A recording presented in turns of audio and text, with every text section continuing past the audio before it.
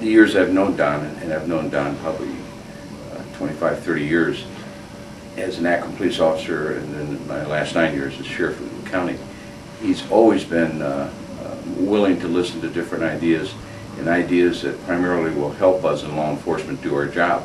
He's always been very creative and you know, in enhancing upon any ideas that we might have. He's several times said, well, we could even do better with this. Why not try this idea or try this? And so he's always been more than willing to do his part for the community as far as law enforcement is concerned.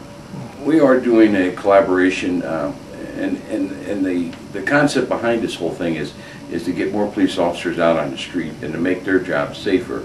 So we do a lot of duplication in law enforcement, and the mayor has not been a popular thing, but has decided that we can, you know, he can cut down on his duplication by working with us in the county.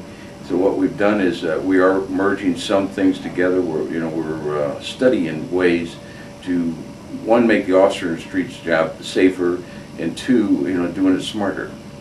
My definition of a good leader is somebody that's a visionary, that doesn't just sit back on his laurels and rest it, you know, and in Don's case say, well, I'm the mayor, I don't have to do it anymore. He is constantly coming up with ideas. He's constantly challenged the rest of us. It doesn't matter what party you're from. If you hold the responsibility of an office, he thinks that you should come up with creative ideas also. And Don and I have talked. I'm still a neophyte at this political game, and Don and I have sat down and talked. And one of the things years ago when I first took office, he said, you need to be creative. You just can't sit back and do nothing and let the office run itself. He says you need to constantly come up with ideas, and it should be ideas that are you know, make it a better community for all of us. And he's guided me in those things. I see he practices this, and he just doesn't manage. He literally comes up with ideas. I've been with him when an idea is he's thought of something, and he's been real creative on the spot. And his leadership abilities, he'll listen to you if you say, you know, Don, this isn't going to work, or we've tried this or something, and he may not give up on it. He's pretty stubborn, but he'll try to make it better, and he will listen to reason. I remember when Don first went into council, and I was a police officer at Akron, and he was brash. And people would compliment him. They say, you know, it's refreshing to have somebody that speaks their mind, that says what they're thinking.